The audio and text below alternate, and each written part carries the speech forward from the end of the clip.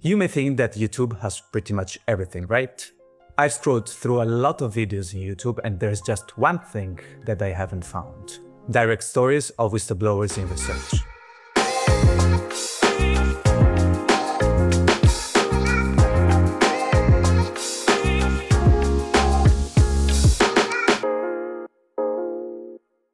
Whistleblowing is coming up more and more in the world of the universities and research. Advocates consider them fundamental to protect people's rights and make sure research stays honest. The European Code of Conduct for Research Integrity highlighted an increasing incidence of research misconduct in 2011. A recent documentary by Deutsche Welle, I will drop the link in the description, has highlighted some worries about how some public institutions deal with researchers when they try to report issues. Our findings suggest a systemic failure of accountability. And today, public calls are emerging more and more to support whistleblowers in research to counter an environment that is becoming progressively toxic. Basically, they are recognized to counter wrongdoings and instances of maladministration and power abuse, contributing to the maintenance of a safer environment that benefits us all. At the same time, it's no secret that these people often face retaliation and opposition for speaking out. Professors like Kelly Richmond Pope, Adam White, or Tom Devine from the Government Accountability Project, they've all touched on this. Now, if they're isolated, the Government Accountability Project where I work, we call whistleblowing the sound of professional suicide. Because of this, some organizations started to team up to guarantee some protection for whistleblowers. No, and it's funny. Increasingly, they're getting it. But what does really happen when whistleblowers blow the whistle?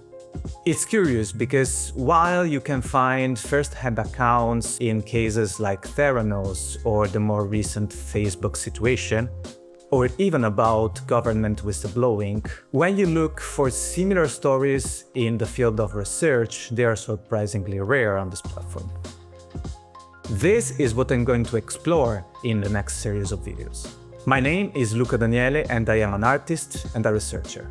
I was a postdoc, and at the age of 33, an idea of mine was getting recognized as a top innovation in the cultural and creative industries through initiatives like the Click Startup Competition, the Italian Alliance for Sustainable Development, and Startup Europe.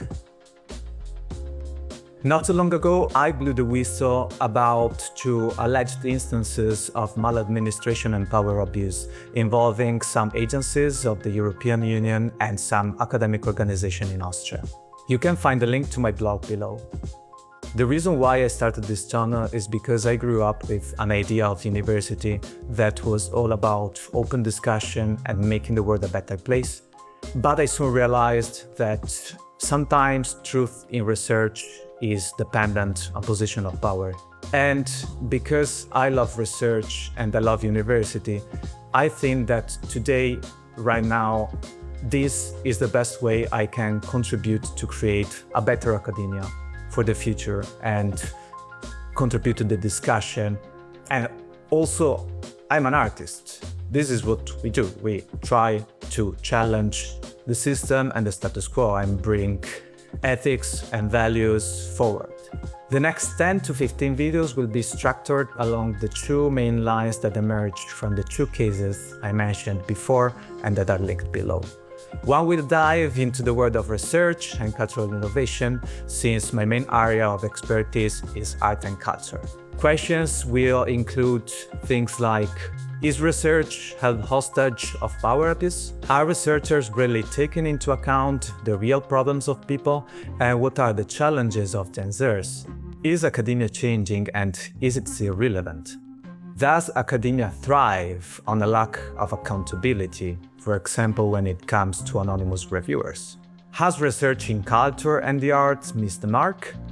The second area will be dedicated to whistleblowing and mental health research. Questions will include things like, what's the current situation in whistleblowing? What are the real difficulties of whistleblowing coming from our experience? What is the emotional price of whistleblowing? So, if you are interested to see how all this is going to unfold, please remember to subscribe to the channel, and I hope to see you in the next videos.